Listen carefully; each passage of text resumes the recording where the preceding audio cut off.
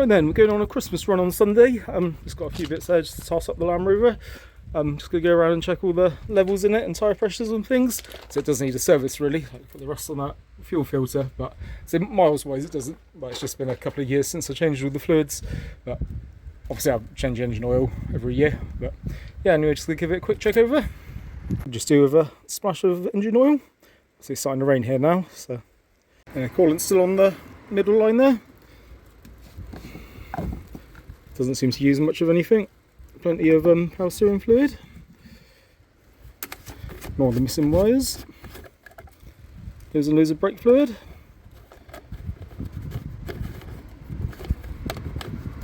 Why's everything so difficult to do when you've got the camera out? There we go. So we can get in on the clutch fluid.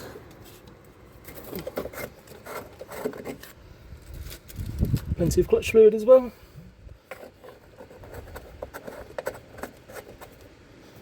So just need to top up the engine a little bit and the washers, and then we'll get onto the drivetrain then. So just going with a pick, clear around there. I tend to just use the extension on a 1/2 inch ratchet then to undo it. I have got the drain plugs for it, but obviously they're 1/2 inch anyway. So well, that was nicely full. So next we're going to do the swivels, but we need to turn it lock to lock. So to do the driver's side, we need to turn it all the way to the right, the steering, so we can get the bung out. Around here then, so I just use a 13mm spanner on it. This probably is 1/2 inch technically. There we go. Pull that one out. Oh yeah, obviously clean all the dirt away first. Getting carried away. Normally I go around with a wire brush and do it first, but I forgot today. Then just get a bit of wire. Dip it. Don't know what you can see there, not a lot. We can check how much is in there then. So it is a little bit low, but probably is alright. I'm just going to put a little bit more in. So I haven't topped it up for a while.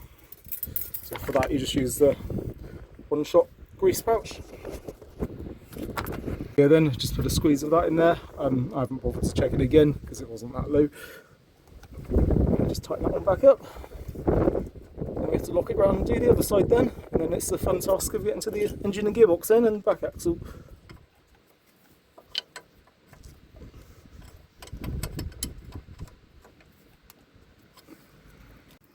There we go, we're back in the groove of it now. Just use a nylon or wire brush just to clean up there, because also you don't want any of that dirt and grit getting in the civil housing. Do that. Get the old spanner on there.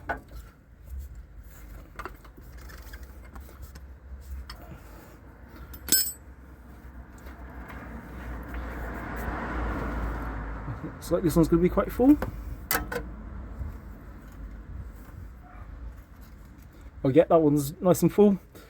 You see this up to halfway on there. So the other side's obviously just got a little leak on it, which isn't really a problem because it just leaks into the diff oil. Right, so I don't know if you can see anything here or not, but we're just undoing the gearbox bung now. Again, I use a 13mm for that. Really hoping I'm not going to have to top this one up because I don't have that oil in a pot.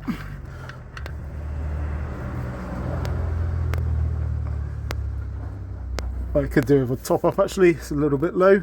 I'll just put the bung back in loosely for a minute. Right, just in the transfer box one there, so I have loosened it with a ratchet. I might need the extension to do it.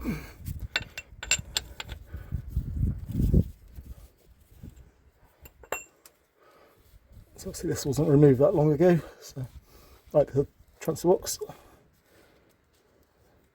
And some serious oil leaks on it.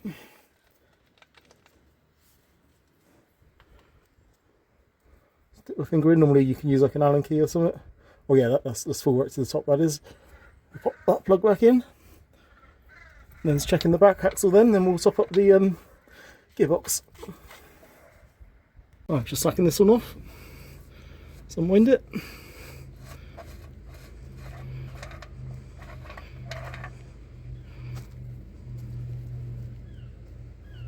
I think we're right to the top on there. So all these oils are going to be replaced as soon as I get a chance anyway. So that's all the oil's done. Just need to obviously top up that one. Do need to replace the rear prop shaft as well, but probably be alright for the weekend I would imagine. I've got one of those pumps I use for top-ups. Obviously you can change your oil with them, but it takes forever. So that's the oil I've been running in it, but you can run ATF in it as well. I've been running that in it since the gearbox has been rebuilt, but I keep saying I'll swap it. So we're just going to pour that oil out, put it in there, and put some of that oil in there.